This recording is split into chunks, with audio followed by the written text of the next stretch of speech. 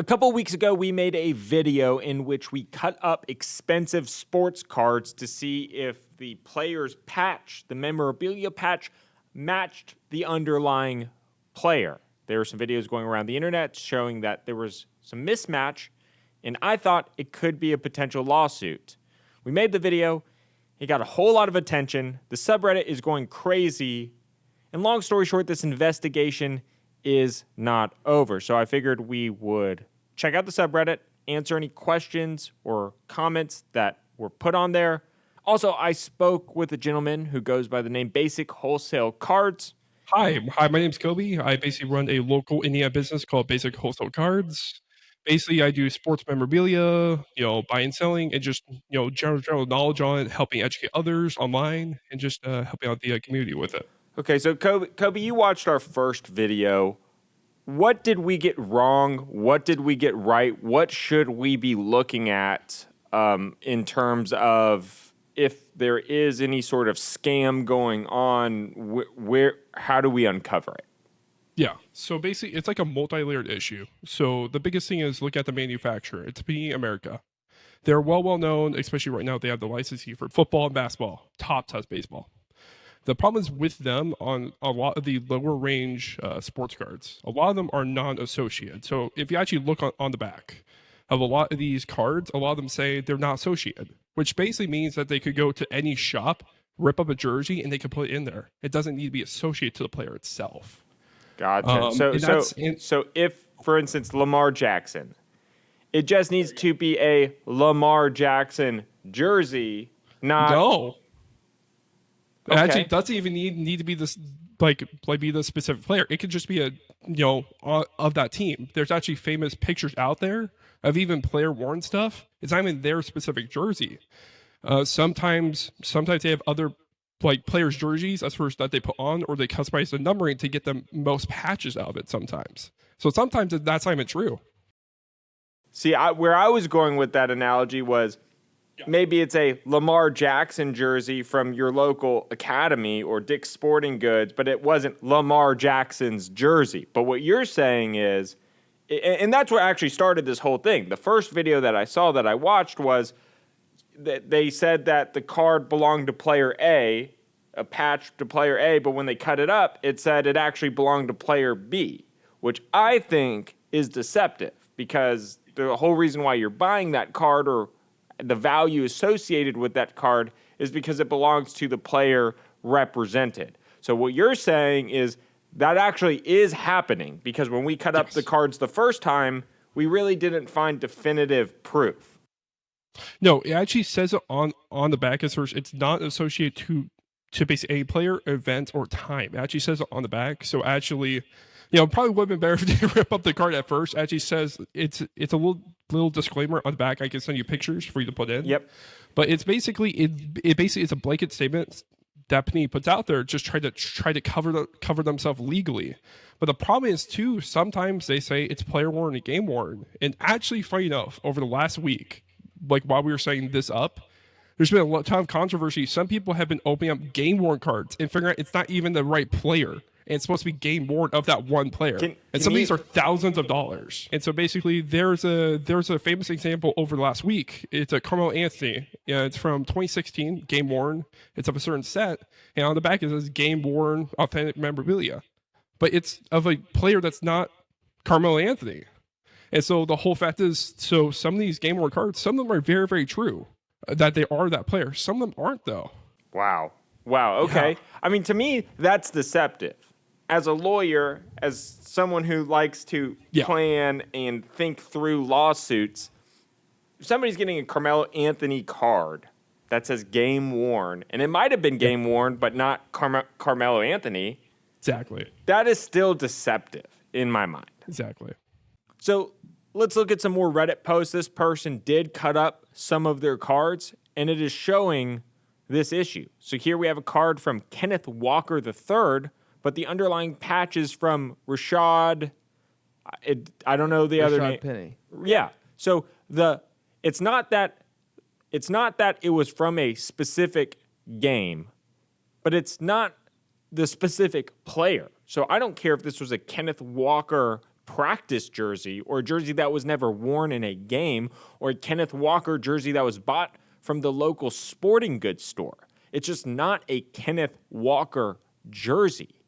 All right, let's see these next photos.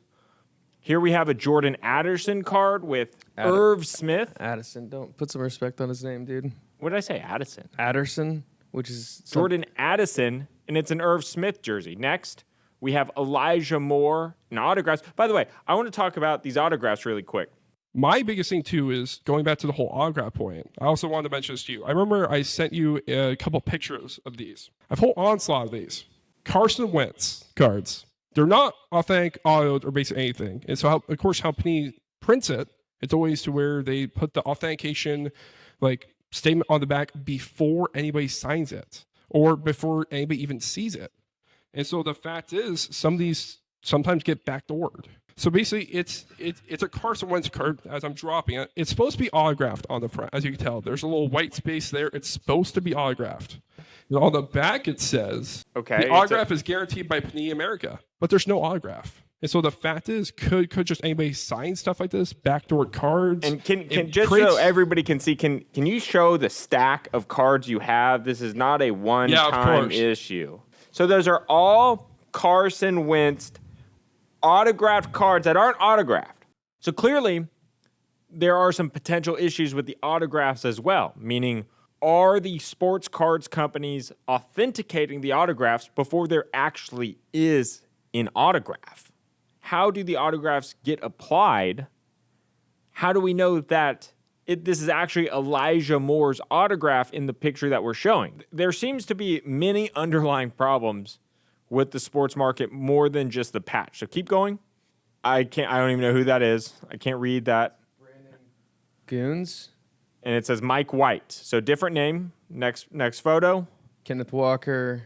Somebody, it says Montgomery. So I don't know if that guy's top is Montgomery. Next one. Okay. I want to zoom in on this photo, Dirk.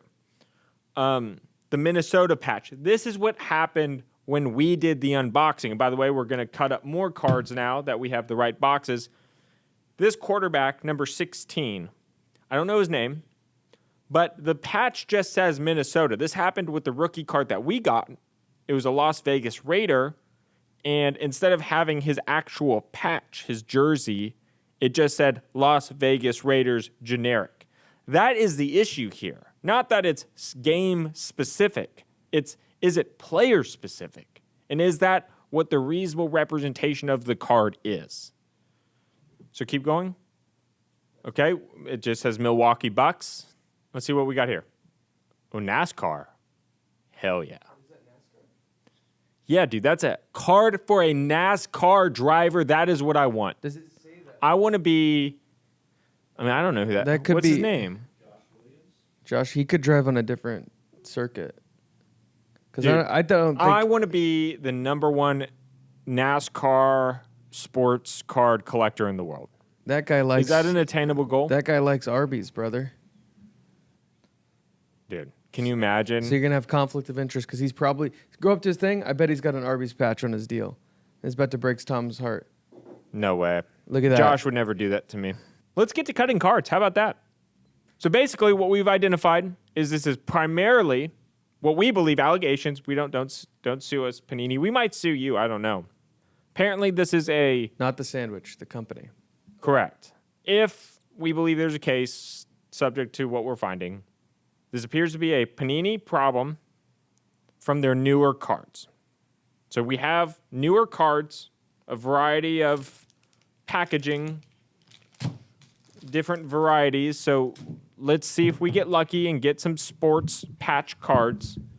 And if we do, we're going to cut them open to see what we learn. Let's get in them. Okay. Yeah. And by the way, people, I know there's etiquette to this. We bought these cards with the intention of destroying them, so I apologize in advance.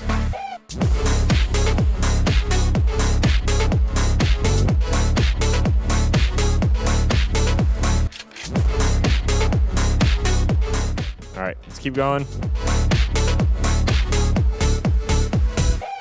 What is the difference between all of these cards? The player. I mean, but they're it's the same company, the same players, just a slightly different variation of cards. I don't get it. Here we go. I gotta Dude, Prestige Peyton Manning. That's what I'm talking about. That's got to be worth millions of dollars. Okay, nothing there. Here you go. I got one. This is a great investment.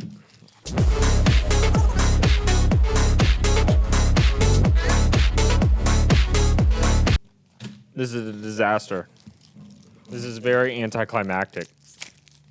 You're gonna ask for your money back. Just then. Hey! You got a patch? You got a patch! Who's that from? This patch is from Xavier Worthy. All right, let's see what it says. Let me see the representations. Xavier Worthy, what team's he on? He's on the Chiefs. Okay. Here's what it says. The enclosed authentic memorabilia is not from any specific game or event. Okay? We acknowledge that. It's not from any specific game or event. But is it from Xavier Worthy? Right? That's all we care about. Is it from Xavier Worthy?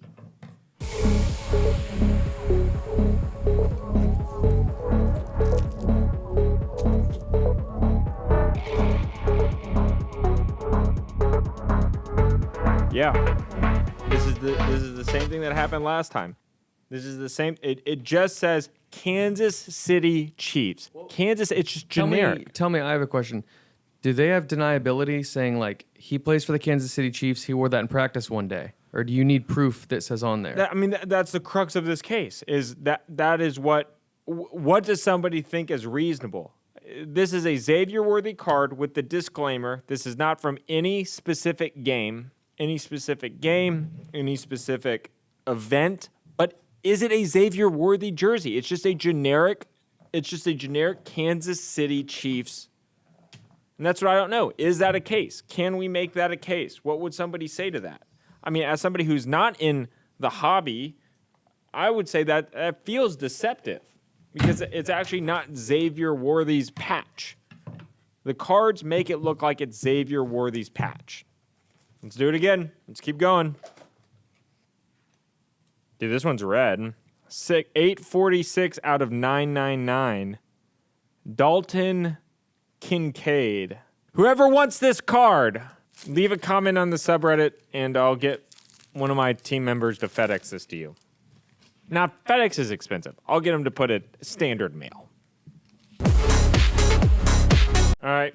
Well, it's still inconclusive. We're narrowing down on this subject. Maybe what's needed is we just need to bite the bullet and buy a really expensive $1,000 card and cut it open.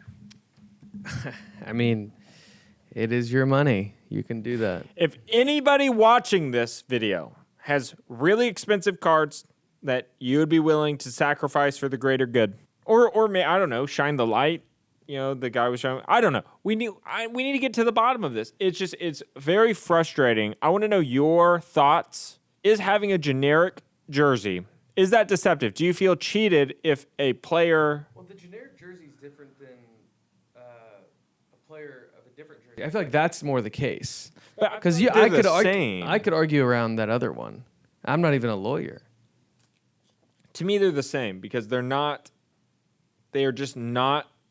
Well, there's more. It's just not the player represented. I want affirmative, like, hey, this is Xavier Worthy's jersey. Yeah, but there's more gray area with Kansas City Chiefs versus Xavier Worthy versus, Irv Smith, who's a completely different player. Right. All right. Well, I guess we're going to have another follow-up to this in a couple weeks. Bye.